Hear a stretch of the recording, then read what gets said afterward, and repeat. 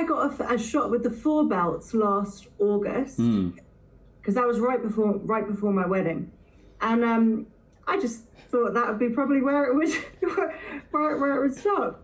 And then it's just sort of been one after another. I don't know why I say I thought that it might stop. I need to believe in myself. But yeah, just their presence backstage, between them, so much history, so much experience,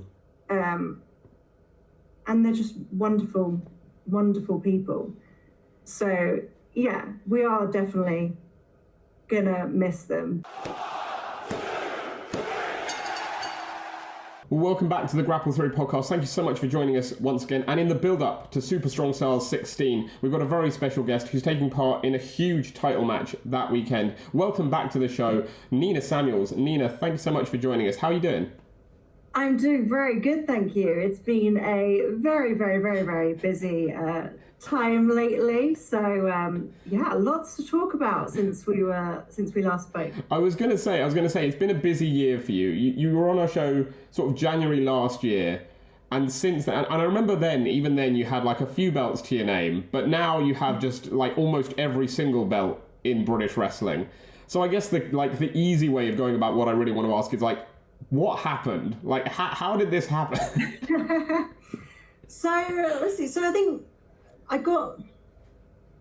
remember I got a shot with the 4 belts last August, because that was right before my wedding, and I just thought that would be probably where it would where it would stop. And then it's just sort of been one after another. I don't know why I say I thought that it might stop. I need to believe in myself. You're Nina Samuels. You're Nina Samuels, of course, exactly. Like, you're Nina fucking Samuels. Of course you're going to get more belts. That's the thing. But like, I mean, yeah, it's just been incredible seeing what you've been doing. I mean, obviously, at the time of recording, you're Nina 9 belts. You were Nina 10 belts, yes. Of course. I mean, when you have that many, does it still hurt a lot losing one?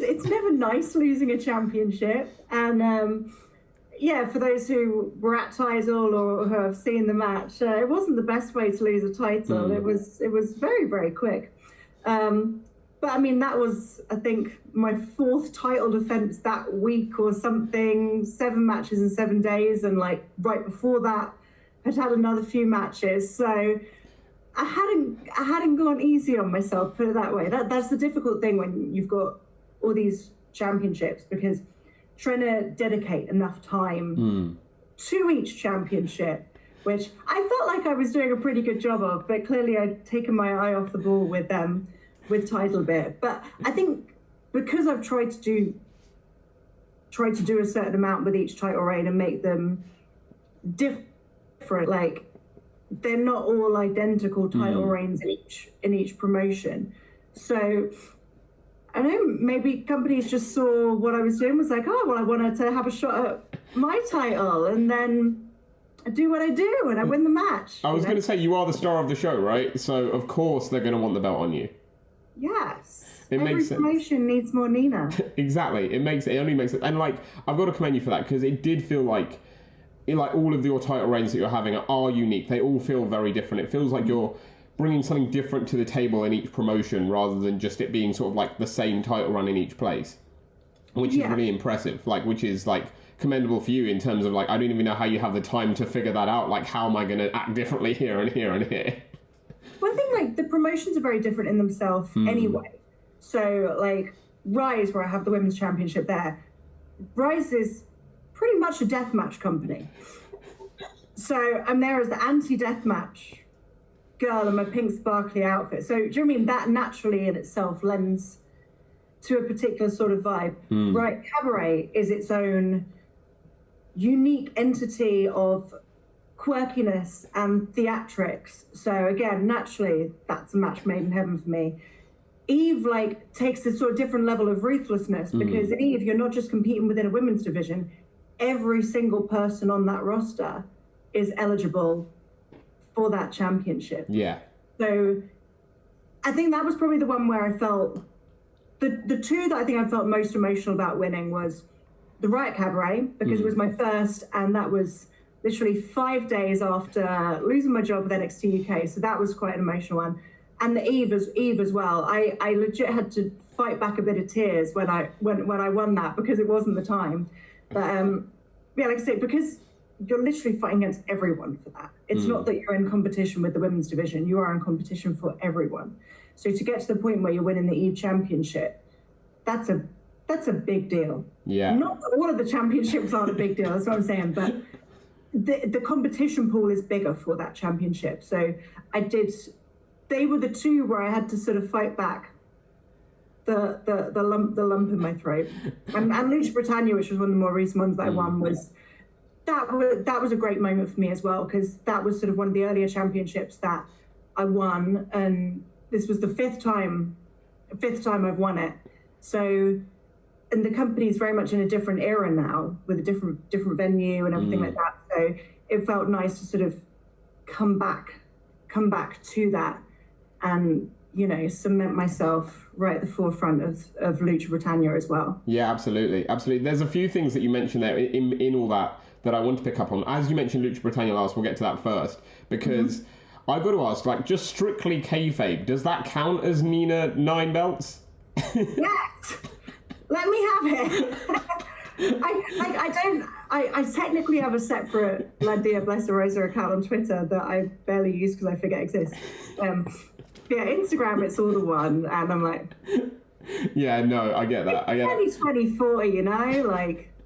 I can't hide that shit as well.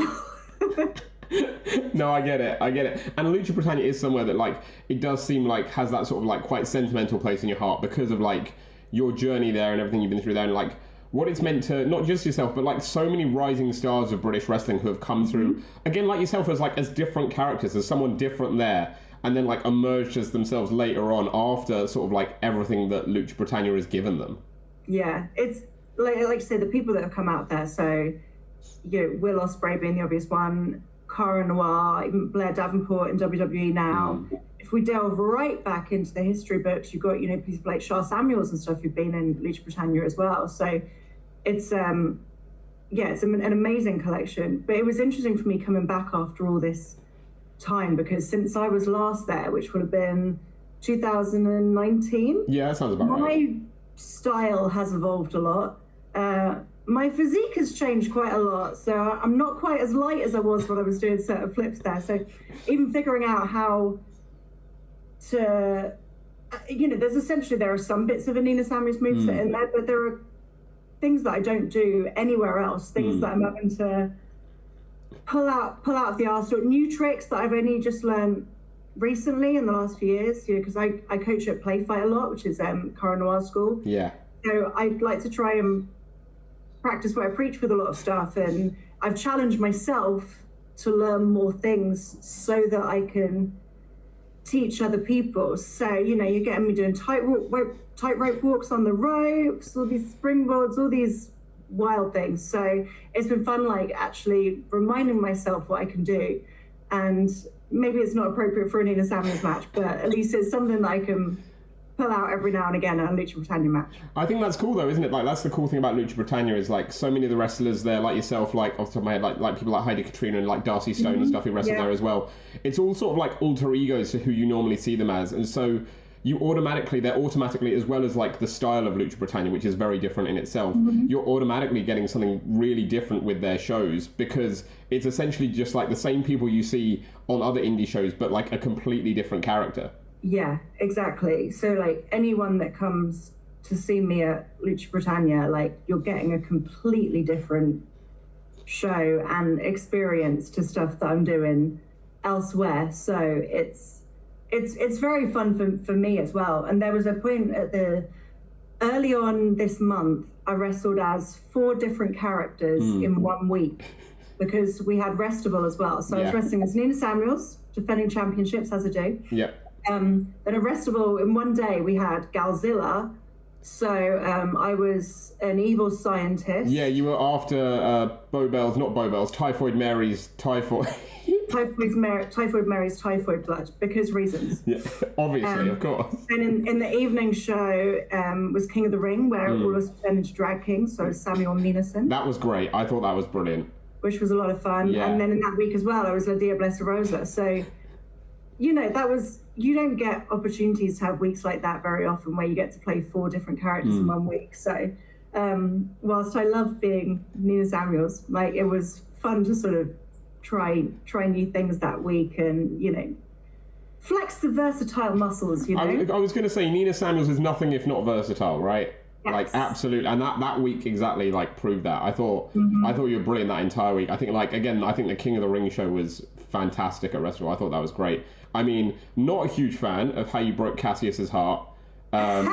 But especially after all they've done for you at Riot Cabaret as well. But, I guess that's a different person as well. Mine and Cassius's relationship is very complicated. I get that vibe a lot. But they have helped you. I'm just about to challenge for his championship at Hustle as well. So Hustle, we're blood rivals. I was going to say, broke his heart as Samuel Ninason. You're huge rivals at Hustle. You're like best friends at Riot, where he's helped you retain your title on numerous occasions. Of course, you could have done it yourself, but it's nice to have the help there. It is nice. Yeah, again, it's a complex relationship. Yeah, I love Cassius so much. I love being aligned with him. I love wrestling him. Just everything. I wish I wish the whole world knew about Cassius. He likes doing what he's doing, so I have to sometimes I'm coaxing him into like, oh, try this place, because I know how good he is. So yeah, the Riot Cabaret stuff I think has to be some of my favorite. I absolutely adore working with him, and I can't wait to wrestle him at Hustle. Hopefully get Nina 10 belts, or maybe I'll be Nina 11 belts. I was going to say, you might already be Nina 10 belts by the time you go into that match. I've got a main event championship match with Cassius the day after the ladder match at Super Strong Style 16 for the Progress Women's World Championship. Another busy week. Casual. Just as you do. Another easy week for Nina Samuels. But like you say, like, I was going to go on to Progress. I want to talk about Cassius a little bit more first, because I remember, like you say, I feel like Cassius is, like, really underappreciated in the scene, because I remember, and again, we're talking years back now, we're talking pre-pandemic, it was Riptide when they were still running. Yeah. And at their open air tournament in August, I think it was 2018, they ran this Pride of Brighton championship, and Cassius won, and he beat Mad Kurt in the main event. And I was fuming at the time because I was really backing Mad Kurt to win. But the pop that he got, like, from that, it was a really big crowd as well. The pop that he got, like, winning that, and I was like, this guy's going to be huge. Like, I thought he was going to be massive. I feel like he's so underappreciated for what he does in the scene. He is. I cannot say enough good words about Cassius. Like, he's great in every role. Like, I've had people see him as an amazing babyface, and like, oh, I can't imagine him being a bad guy. And I'm like, just you wait. Just you wait. You mentioned as well, again, by the time you face Cassius in that match, you might be Nina 10 belts, because you got that huge match at Progress over the bank holiday as part of Super Strong Style 16. I mean, First of all, it's a mega match in itself. Ladder match, Kanji, Rhio, yourself, Lizzy Evo for the title. You've not been making friends at Progress. Nina Samuels has not been making many friends at Progress. I mean, when have I been that great at making friends anyway? Let's be honest. That's true. That is. Friends aren't named Cassius. I'm not very good at it. That is true. And I feel like Rhio especially is the one. Like, you've had beef with the others as well, but I feel like Rhio especially is like, there's a lot of beef between you two. Yes, for sure. I mean, the match is beef-tacular. Let's be honest. There is no love lost between anyone in that match. But yeah, Rhio, there was the issue because I obviously, in our match, I hit her with Starstruck. The ref went down. For some reason, she's like, oh, well, I won the match anyway. And I'm not sure why she thinks she'd be any different to anyone else who's ever been hit with the Starstruck. Every time I've hit that move, it's been a 1-2-3 for me.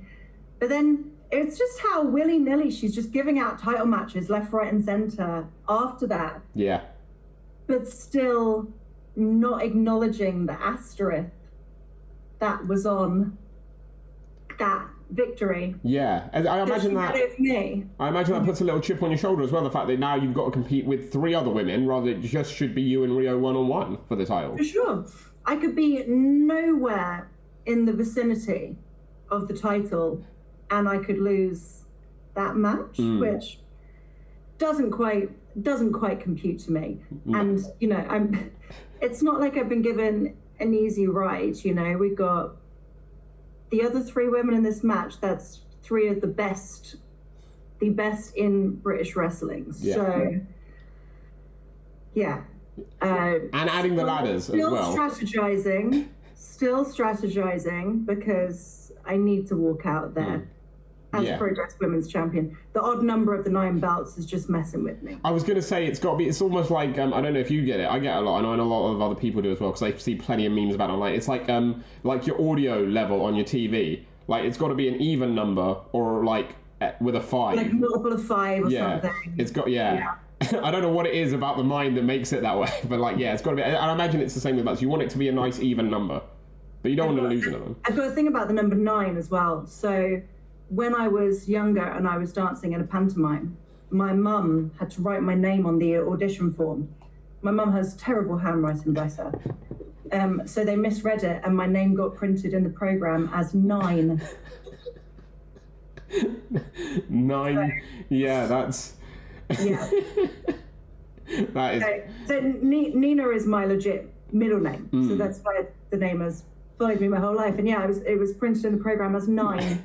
So I've got to think about the number 9. It's a little hang up, but I imagine that. Correct it ASAP. But I got my own a few. So if it's not Progress, I don't like to say if it's not. Yeah, no, of course, because it will be, of course. All the championships that I have lined up as potentials: Progress Women's Championship. The next day, I'm fighting for the Hustle Championship.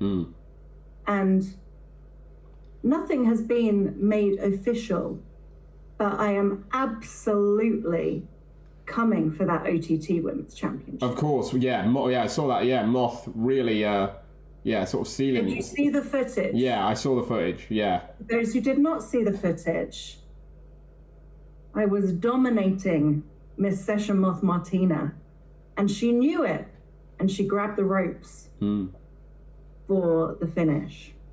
Yeah. Asterisk. Very sneaky. People that are getting victories over me, there's an asterisk to it, and they need to acknowledge that. I was going to say, it seems a little unfair almost to you, because like whenever Nina Samuels pulls off a sneaky win like that, maybe a grab of the ropes or something, like the thing that comes to mind is against Harley Hudson, the VAR match you had at Riot Cabaret. But like whenever Nina Samuels does something sneaky, it's always picked up on, it's always slated. Right. And whenever someone else does it to Nina Samuels, just nothing.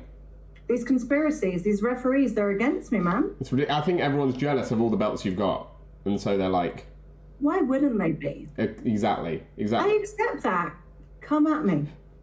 I was going to say, are you keen to drop any? Of course you're not, but like, that's got to be heavy in the suitcase, you know what I mean, when you're travelling. It's got to add a bit of weight, especially like, again, when you came out at EVE as well, like with all the belts. Was it Riot as well you came out with all the belts? Yes. Yeah, like that's got to be a heavy load to carry around. Yeah, someone asked me actually on X, so I weighed them, and all 10 was about 20 kilos, so 45 pounds for anyone in America watching. So it's a lot. I don't carry them all around everywhere. Sorry to burst that bubble. People are like, how'd you go on holiday? Like, I don't take them. You imagine that, just chilling on the beach, like, Yeah, it's a lot to take them all to travel with them. So I mean, those two where I brought them all were both London-based shows. Yeah, so a lot easier. So it does make it easier. I need to decide, because every time I've been to Japan so far, I haven't taken any championships. But now I'm like, I feel like I need to this time, but I need to work out with the luggage allowance. Functional clothes to wear, championship belts. It's a toss up. It's tricky. I mean, of course, congratulations on going back out to Japan. That's incredible. I mean, because again, last time we spoke, you just come back from Japan, and now you're going back out again. I've just come back from my first tour. Yeah, and now you're going back out again. Yeah, so this would be tour number 3. Very excited. Back with the Dream Gaijin gang of Millie, McKenzie and Lena Cross. Yeah, I was going to say as well. Joining us this time as well. Yeah, I was going to say as well, like Millie was there with you last time we had you on the podcast after you just got back, and now she's following you out there again. There's clearly something there. She's obsessed with me. She's obsessed. Who wouldn't be though? To be fair, come on, who wouldn't be? True. Yeah. trip. Yeah, it's a great time with them, with those girls. I think that's part of what's made the experience so great, is having friends to appreciate it with as well. And it's always, Maker always looks after us wonderfully. She's a great friend too. So yeah, I absolutely cannot wait. It feels like it's been way too long. This is because I think the last time I went out, it was like a 7-month gap. This time it's been a whole year since I last went, because when the girls went out for their other tour, it was at the same time as my honeymoon. So a lot's still to go without me, but yeah, I'm really looking forward to this one. Yeah, I'm really looking forward to it. Yeah, and Mako as well, like, as well as just being like a legend of the scene. Like, we've heard so many good things on the podcast about her, just about like the way she treats you guys when you're out there, the way she knows like just how to run a show, the right things to do, and how to make people feel comfortable, and what to do in that environment, especially like you say with the gaijins who are coming over for tours, especially if it's like their first tour or something, to really make them feel like they're part of it and feel at home in that environment. Yeah, she's great. She's very patient with I've got certain things that I absolutely will not eat, and she's, whereas with the others, she'll test them and get them trying weird things. Then she'll say, Nina, please don't. Go on. What are the thing? What will you not touch? Oh, well, I think the last time she went, when she took them out, went for a day that I wasn't there and had them trying like uterus and stuff like that. But I don't eat fish, so that's the main thing. Where if there's something there, she'll say, Nina, please don't eat. As well, yeah. No fish is tricky in Japan, isn't it? Like as well, because they do fish and seafood really well. Like it's very doable. It's very doable. They'll have their, I don't like sushi either, so they'll have their sushi night on a day where I'm doing something else. So like last time, I think they all went for sushi and uterus when I stayed an extra day in Tokyo to go to Disney with you. Very wholesome day. So that was when they had the sushi and the uterus when I wasn't there. I love sushi, but I was gonna say sushi and uterus day at Disney. I feel like I know which I'd pick. Like 100%. I'm not even a massive Disney person, but you love Disney, so I was like, I'm happy to go and just feed off your love for it. Yeah, happy because they're so happy about it. Yeah. Yeah, and it was amazing, to be fair. As someone who likes Disney as much as the next person, I was like, wow, okay, this is actually... It's pretty top tier. Yeah, I'd like to go in Japan. That'd be cool. I'd like to see how they do it differently to like the US or like France. Oh, it's amazing. So I went to Disney Sea. I haven't been to Disneyland. If Alexis Falcon's listening, she's going to go wild at me getting Disneyland and Disney World confused. To me, they mean the same thing. It's all the same thing, isn't it? Disneyland. I'm like, where's that? Disneyland. Like, it's all land. It's all fine. Whatever. It's all land. It's all world. But yeah, so I went to Disney Sea, which was unreal. Just incredible. So yeah, I need to plan the sightseeing this time. But this time we've got a bit more time in Osaka than we've had before. So we're thinking if we get time, maybe to go to Universal. I was going to say Universal's out there, isn't there? Yeah. Because me and my partner are booking a trip to Japan, hopefully for next year. Oh, nice. And like that's like top of our list of things to. Actually, it's not top. That sounds bad. That sounds like we're just going for that. That sounds really bad. That sounds really like really Western, doesn't it? No, we're only going for Universal. No, yeah, that is one of our top things to do. I'm like, yes, Osaka, because it's got Universal. Yeah. Last time we barely had any time in Osaka at all, just because of the way the schedule worked. We sort of landed in Osaka in the evening, had a show in the morning, then had to get straight on the coach to get to Tokyo for a show the next day. Whereas this time it's our first show, and then we've got a 2-day gap before our next show in Tokyo. Nice. Hopefully I have a bit more time to explore. I liked what I saw in the brief evening that I had to walk around. Yeah, I was gonna say like the turnaround is that quick, like you land and then the next day you got the show. Because I was gonna say the jet lag, from what I've heard, the jet lag going to Japan is like killer. Yeah. So that was a domestic flight. We flew from Sendai to Osaka. Gotcha, that makes more sense. Yeah. So we'd landed that evening, having already done other shows, whereas this time it's the first show. Oh, sorry, gotcha. Mako's really good. She so we normally like land in the morning of one day. And then normally have another day, and then the show's the day after. Nice. You got like a full almost 2 days to like properly get. Yeah. She's pretty good at giving us time to adjust, and because we always flying to Tokyo, so that gives us a bit of time to, sightsee around Tokyo as well. Because the Sendai Dojo isn't in Tokyo, so there's no training we could possibly do. But that's the thing, isn't it? That's the nice part, isn't it? To like the fact as well that like she gives you like a more chill schedule. It's not a rush schedule. You get a chance to do a bit of sightseeing and be a tourist for a bit and enjoy the country. Yeah, it's a wonderful time, and I cannot wait to be back again. Yeah, big up Mako, and as well, like, I mean, sort of like just before that as well. As well, you've got obviously Eve coming up. And I want to talk to you about that because a huge match that you're in with Charlie Evans and Millie McKenzie up against Jetta and Charlie Morgan, sorry, Erin Angel. Yes, sorry, Erin Angel. I'm really bad. I feel awful now. Sorry, Erin, if you're watching, I feel awful. My mind buzzed out there. My mind buzzed out there. But like, Erin, you got shaded. I'm sorry. I didn't mean to. I don't know what happened to my brain there. But obviously it's a huge match for you guys as well. Like Jetta and Charlie's last ever match. I mean, as well, it must be like, obviously it's a huge moment, but it must be nice for you yourself, again, to be teaming with Charlie and Millie, but also to like have been chosen for that match by Charlie and Jetta, knowing it's their last match, knowing that they want it to be against you. Oh, I would have been raging if it wasn't. Absolutely raging. Fuming, just like, what are you doing? How could you? We've got a great friendship between all of us. So I was flattered, but not overly surprised. I'm really looking forward to that one. As I say, I got massive history with Chalks.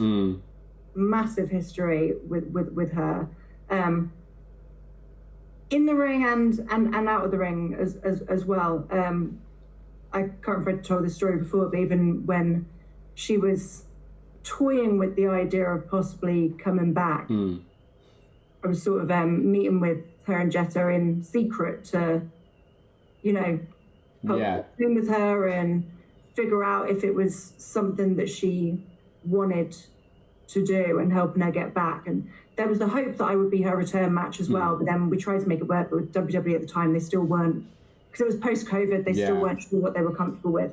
So we couldn't make that happen. But yeah, so, they were both at my wedding, I was at their wedding, it's actually, rivalry aside, I really cherish my friendship with those two. I'm so excited for what's coming next for them in their lives, and it's going to be a really fun match. Really fun match, and it's nice seeing that they're getting to go out on their own terms. But I say getting to go out on their own terms, like they haven't both retired already. I was going to say, second one was on their own terms, one wasn't. But, to be fair, is it even pro wrestling if you don't have multiple retirements? Well, exactly. But them getting to go out together and us all being a part of that, I'm really excited for it. I need to remember to get some waterproof mascara for the day, in case some tears are shed. But I'm looking forward to that. It's going to be great, and obviously having Charlie Evans back as well is going to be great for everyone. It's amazing that she gets to come back to the scene, because she hasn't been back for so long. So there are a bunch of people who haven't worked her or who haven't worked her for a really long time. So I'm glad that she's getting a lot of really fun matches while she's back over. Yeah, absolutely. I mean, like, that's the thing, isn't it? And again, actually, with the team, you're going to have to team with Millie McKenzie now. Again, like, after all this, you're ending up teaming with Millie McKenzie. Me and Millie tagged together on the last tour to Japan. You did? We did.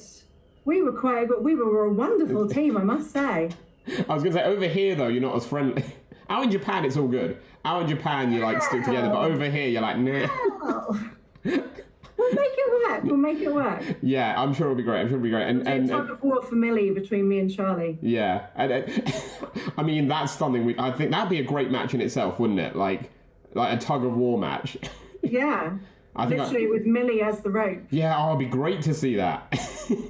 I think it's got to be done. Yeah, Millie like clinging from the rope, Charlie one end, you the other end. It's like whoever gets Millie over the line. I think that'd be brilliant. And again, like with Erin in it as well, coming back for it. I mean, like, it feels like a real, I don't know if it's intentional or not, but almost like an unintentional like history of Eve match. Yeah. Because you've got Jetta who's been there from the start, and like obviously partner of Charli, but then was tag partners with Erin when they had that incredible rivalry with Medusa Complex. And also, like you say, the relationship that you've had with Jetta and Charli and Erin throughout like your run in EVE, like it feels like it's all just come together so perfectly as like as a final. It's been designed by accident. Oh, not at all, not at all. I know it's all been designed on purpose, but like it just feels like. I mean, that's why they were given the option of going out with the match that they wanted. So that's why they chose that match, because, like you say, it plays up on various different parts of their history. I mean, the main people missing would be, for Charlie Morgan especially, would be Emerson Jane and Alex Windsor, but I don't think her and Alex Windsor can go out on a better note. I was going to say, you don't want them to face each other again, do you? Like, that was... Just had. Yeah, sometimes there's things that you need to leave to rest, and I think they went out perfectly on that.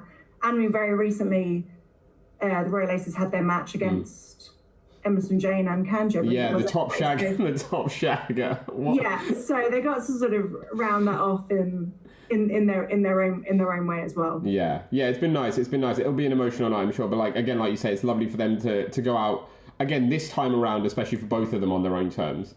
Yes. And like again, almost like putting the rivalry aside, like. I mean, what can you say about those two as a pair in terms of not just what they've given EVE, but what they've given British wrestling? Because like it feels like it's going to be like a huge loss not having them around at like all these shows that they've just been such staples at over the last sort of like decade.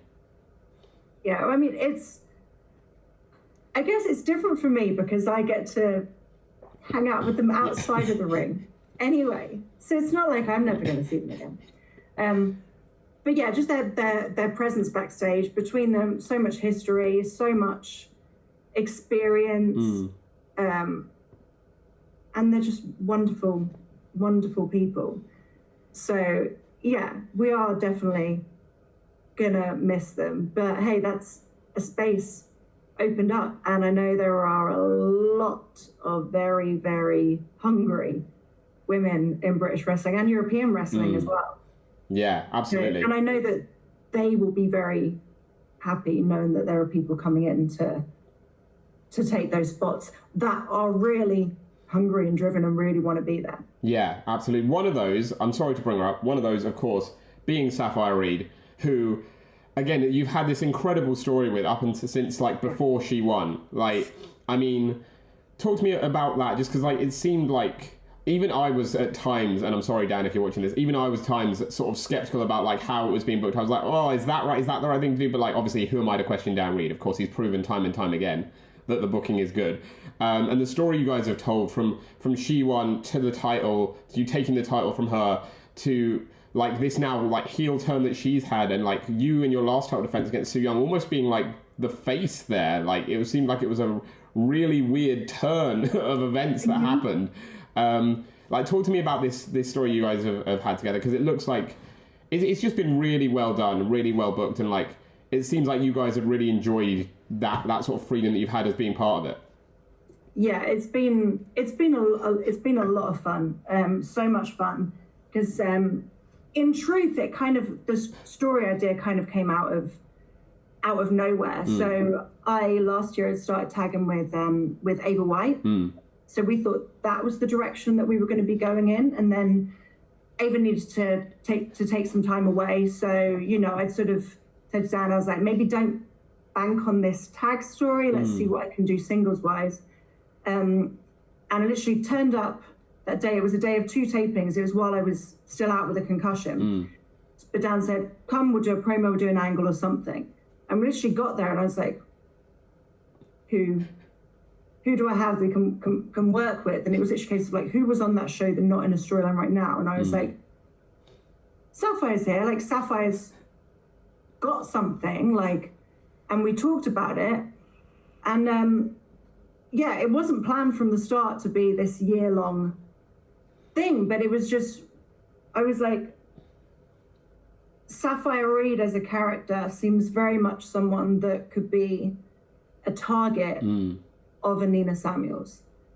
And it was just one of those things where as it went, it just flourished, and we managed to pick apart more things, come up with more ideas. And, I love being part of a long storyline that develops the other person and brings out something in the other person. Like, you know, Alexis Falcon, the story with her was one of my favorite stories because she came out at the other end as a completely different person. And that's not me saying I'm taking the credit for that, but you know what I mean? Like, through the art of the story, there was a clear character development for her. And I think it's very much the same for Safire as well.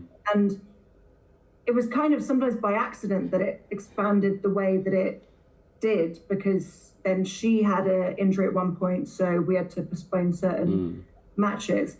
But I think in the end, every bump along the road actually worked out perfectly. Yeah.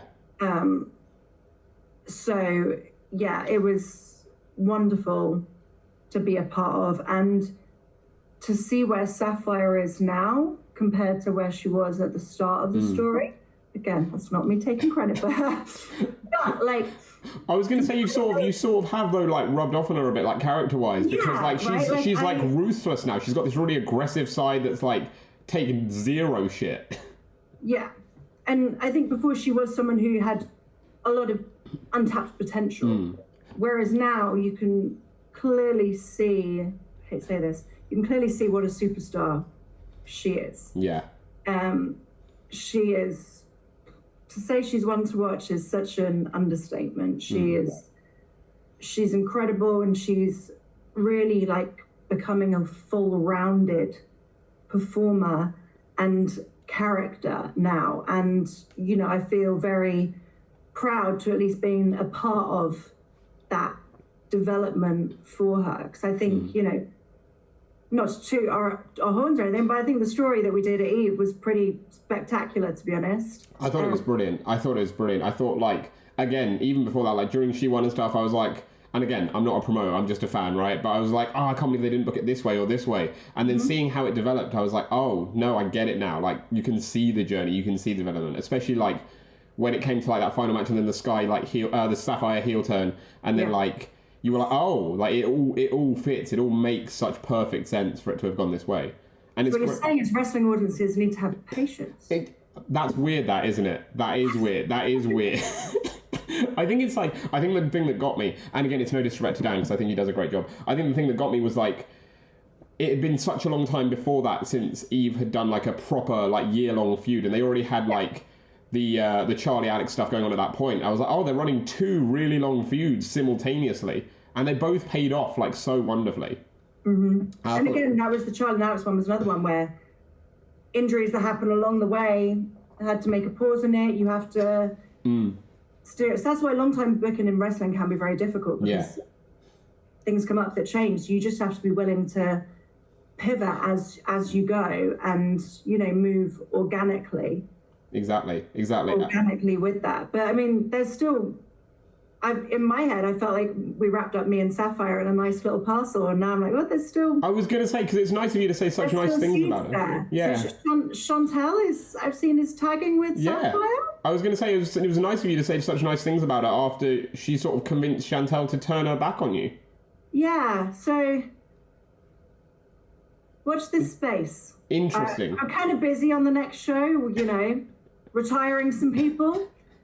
But yeah, there's still more interesting stories to be told. And as I say, this isn't something that will have been planned out as long as that in advance. We're just going with things as we go. Yeah. So, what about again, like, in terms of that match you had with Su Yung at the War Games event? Like, I mean, because did that feel weird coming out and, like, I would say more than half the crowd were cheering for you, which is something, especially at EVE, I don't think has been seen in a long time.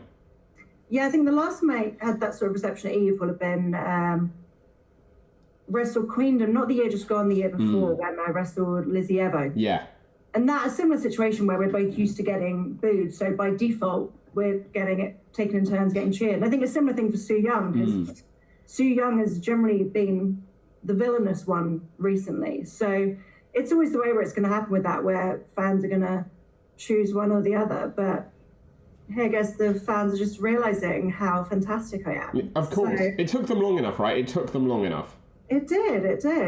Whether that appreciation will continue when I'm on the opposite side of Royal Aces and Erin Angel, we will see. And then, we'll see where things go after that. There's unfinished business with Chantel. There are other people climbing the rankings. Like, off the top of my head, I know Alex Windsor's climbing the rankings a lot in EVE right now. Yeah. So the competition is stiff.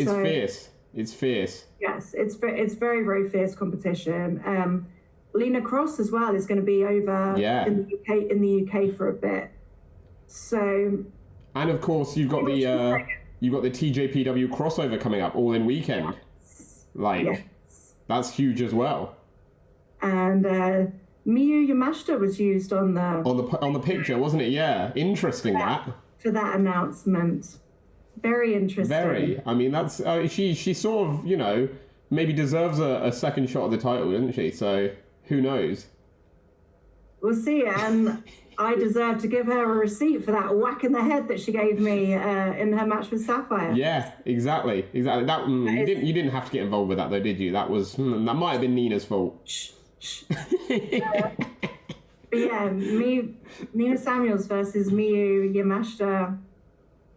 Big weekend. I think it's a match we need to see. Speaking of matches, actually, we need to see. So this is interesting. So yesterday, I was recording, and will it have gone out? No, it won't have gone out. So this is a head announcement for anyone who regularly listens to the podcast. Yesterday, I was recording with LA Taylor, another brilliant star just coming through as well. Again, and she said to me something really interesting that I can't believe. So I need you to verify it. She said that you have never had a match with Sky Smithson. Yeah, correct. That's mad. We've been in a four-way. We've been in a fatal four-way together. But you've never had a one-on-one. And we've been in a tag match together at Wrestle Queendom. But no, we've never had a singles match. That's crazy. That's correct. That's crazy to me. See, Sky's someone. Sometimes there are just passing ships like that. Me and Alex Windsor only had our first ever match against each other last summer. That was your first ever match with Alex Windsor? That was our first ever match. So sometimes there'll be someone who is like a passing ship with you that you just never get that chance. Never get that chance. Yeah, and Sky Smithson's another one. So we've never had a singles. We need that match. I think we need that match. She was before the whole story with you and Sapphire. She was my pick to win the She. I wanted Sky to win the She one. I thought Sky deserved the shot at the title, and I was like, I want to see that. Not me. Well, obviously you as well, of course. Shade bitch. I'm sorry. But no, we got a closing feature before we wrap up. But before that, I just wanted to ask you again just about one of your other final belts that you mentioned way back at the start of the podcast, and that is Rise. Because again, it's like you mentioned, it's a very different promotion. It's not a promotion you would typically associate Nina Samuels with. No. So I guess the key question. I feel like that's one crowd where I'm like, okay, yeah, they just genuinely don't like me. That's because you're the anti-deathmatch wrestler. Like one or two that are booing out of respect, but the majority are just like, no, get her out there. But that is because you're coming in as the anti-deathmatch Nina Samuels at the deathmatch company. I think it's good because it's something completely different for me. So, are we going to get deathmatch Nina? No, that stint with Alexis was enough for me. Well, I thought that was enough for me. Yeah. And then I ended up in a no disqualification with Safire Reed. Then I ended up, me versus Su Young wasn't announced as any wild shenanigans. But there were. That went all over the place. Kanji just put me through a table in progress. I got to mess around with ladders on the next match. So you're taking plenty of bumps. Yeah, I am, and I don't like it. But like we said, almost going back to the progress match as well, like we said, before we start recording, you've got a little break. You're having a rare little break before that match. Yeah. Which is nice, because again, while the others are all off wrestling, you'll be going at it fresh, you'll be coming back fresh, ready, prepared, and that's obviously going to help your chances. Holiday with my family, straight into the match. Oh, that's obviously going to help your chances. Or weigh me down. Or that. Yeah, I was going to say too much relaxation can be a bad thing. Yeah. But yeah, it's nice having this time because I'm normally so busy. I very much have to go just straight day by day, one match to the other. So it's actually nice having this time before to really focus on a match, study, strategize. Yeah. So, yeah, I don't think it's going to convert me to being a fully hardcore wrestler.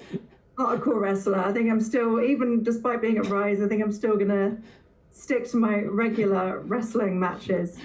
That's your next persona. Obviously, you've already got enough personas, but your new one is like whatever the Nina Samuels version of it is, like of session goth Martina. Like no, no, not happening. I've got my next title defense against Heidi Katrina. It's going to be a regular wrestling match. Thank you very much. No weapons, nothing. No weapons allowed. Brilliant. Well, I love that. Well, that brings us into our closing feature. And again, I remember last time you were on the show, we had you dish the dirt on your locker room mates. But now we're going to talk about you. Now we're going to talk about Nina Samuels. Because this feature is called Anatomy of a Pro Wrestler. And it's essentially what makes you you. Oh, so, okay. again, I'm going to give you some options and you let me know what comes to mind. This won't be as difficult as the dishing the dirt, hopefully, because it's all about you. So hopefully you already know the answers. Okay.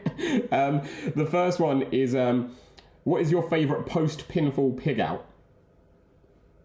Post-pinfall pig-out. Oh, God, it depends what I'm in the mood for. I'm a sweet tooth girl. Yeah, as has been normally established. my own brownies. Yeah. Yeah? Do you prefer your brownies to your cookies? Because I know there's divide on that. We've spoken to plenty of wrestlers who have the divide of what they prefer. I mean, the brownies are easier to make. The brownies are less demanding to make. The cookies, it's an upper body workout with the kneading of the dough. You don't even need the gym. I don't make them as much. Although, I've made some really good ones where I did Rolo stuffed cookies. Ooh. They were really, really good. That sounds good. But I mean, everything I bake is spectacular, to be honest. As has been established, of course. Yeah. I think the only people that we've had when we do the dishing the dirt and we say who brings the best food, the only people that don't say you are the people that have never been on a show with you. And like, that's how you know.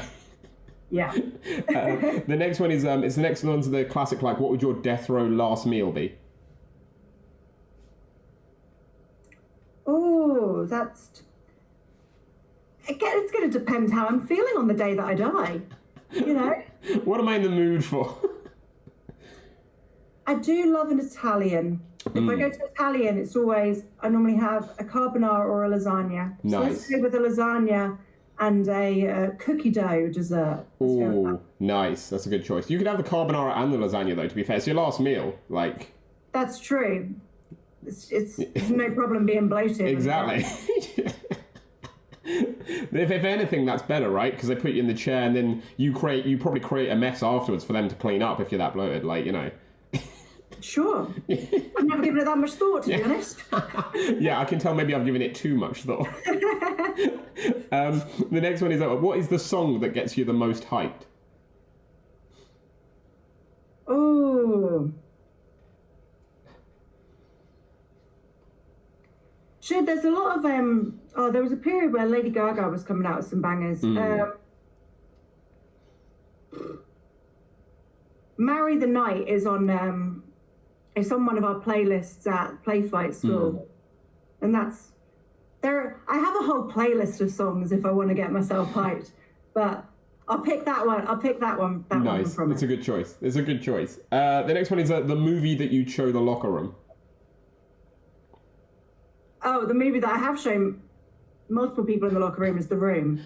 Tommy Wiseau film. Who do we have say that? We had someone else say that really recently as well. Like, I think that's a good choice. Like, yeah. I showed Jetta and Charlie Morgan that film. Jetta found it hilarious. Charlie Morgan was like, "Why are you wasting my time with this? This is ridiculous. This is stupid." But I think the thing is like the combination of both of those thoughts is what The Room is, right? It's like so bad that it's funny. I introduced Ginny to The Room as well. So yeah, she loves The Room. And they're all still friends with you after. Oh yeah, I love introducing dodgy films. Yeah. Marine 6, Money Plane. So many terrible movies. Other favourites, but yeah, the Room is one that I've introduced a few friends to legitimately. Yeah. So. Well, that is good then. That is good. The next one is it's a bit of a throwback because it's your first job. My first job, I was a paper girl. Yeah. Actually, no. My first job was a dancer in a pantomime. Ah, okay. I technically got a nominal wage for that. There you go. That counts. That was when I was 8 years old. That's... But yeah, after that, I was a paper delivery girl when I was 13. That's a more typical first job. The dancers I wouldn't say is a very typical first job, but it's still pretty cool. Yeah, that was my first paid work was technically dancing. That's awesome. That's really cool. My first like non-seasonal regular job was as a paper girl. One definitely sounds more fun than the other. Yes. Yeah. the paper girl one. The paper girl one, of course. The next one gets a little deep because it's your greatest fear. I'm not an animal person. I'm not an animal person, and like going anywhere near like an animal's mouth scares me. Particularly birds, like beaks scare me. I could feed a pigeon because I spent so much time in London when I was younger when pigeons were everywhere. That takes a lot, but yeah. So let's say beaks. Yeah. No, I get that. I mean, I grew up in Brighton where the seagulls are like this big and steal your food at every opportunity, so I understand that. Yeah, and I had a trip when I was younger to Bird World, followed by some nightmares about being locked in a cage with a killer ostrich. So I think that's probably what did it. Yeah, no, I get that. That makes sense. Someone joked to me, "Oh yeah, that's a killer ostrich," and I didn't know that wasn't a thing. So I just fully believed that killer ostriches existed. Yeah, no, that's fair. I can see how that could be a little like traumatizing. Yeah, so let's say beaks. No, I get that. Yeah, fair. The next one's the only wrestling question on the list. It's your favourite match stipulation. And you can give me two. You can give me ones to watch and one to be in if they're different. So straight up singles match. Classic. Yeah. Yeah, I love that. Straight up singles match. Yeah, give me vanilla. Yeah, that's the thing, isn't it? Vanilla always goes underappreciated as well, doesn't it? Like, but when you get good vanilla... if I'm talking actual ice cream... Oh, no, yeah, absolutely. I judge anyone that picks vanilla in a place with like 100 flavours. I'm like, you mad? But yeah, no, I love a singles match. Yeah, it's a classic. I like mixing things up every now and again, but if you're going to ask me, like, favourite match, straight up singles match. No, I love it. It's the bread and butter, isn't it? That's the thing. Yeah. I like that. The next one is your favourite place in the world.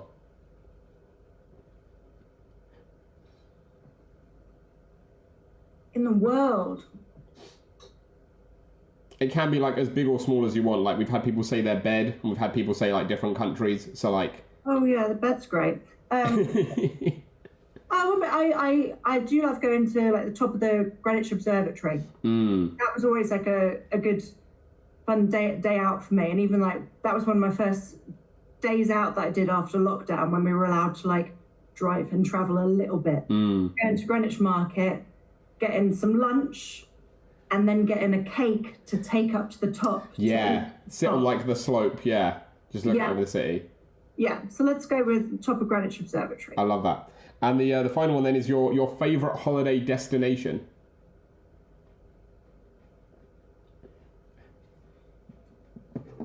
I do love Centre Parks. Really? I love Centre Parks. Like, yeah, there are more exotic places I could go, but to me, it's just the memories and the nostalgia because, like, I've grown up going there. Like, even when I was younger, and would go with all my aunties and uncles, and we could only afford a certain amount of villa space, so we would all cram into a smaller villa. So I remember because I was the smallest, I had to duck down in the back seat so they couldn't see me. So we had the right number of people coming in, and people were sleeping on the sofas and all sorts. But yeah, so Centre Parks is my favourite just for the nostalgia reasons. The espionage.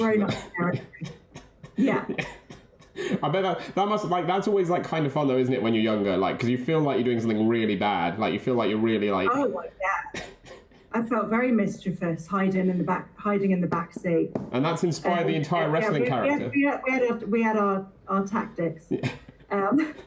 But yeah, Centre Parks was always a really, really fun time with my family. Nice. So I imagine that sneakiness is what made Nina Samuels who she is today as well. Maybe. Apple doesn't fall far from the tree.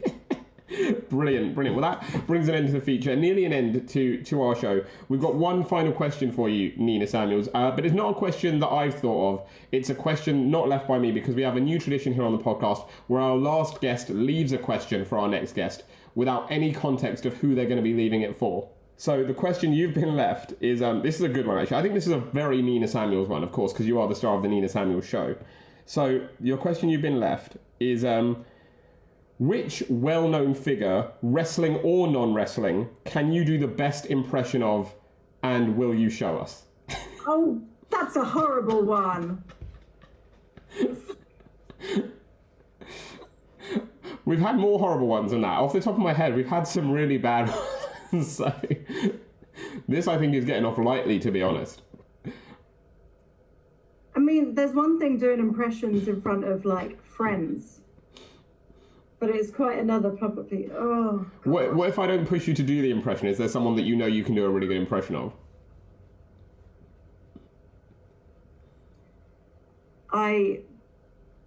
With love, I back in the PC days, I did enjoy doing a Johnny Saint impression that I will not do. That is reserved for friends only. That's fair enough. Okay, I can. Yeah. All right. Okay, I accept that.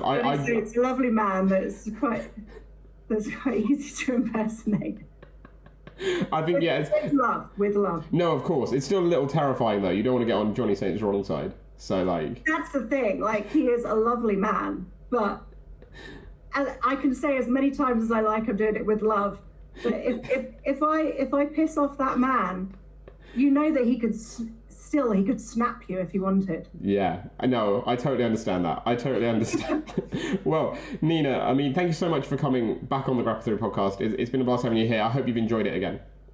I had a great time, thank you. Good, thank you. That means a lot. I have one final question for you before we wrap up, and that is sort of like, Nina Samuels had an insane last year and a bit since we last spoke on the podcast last year.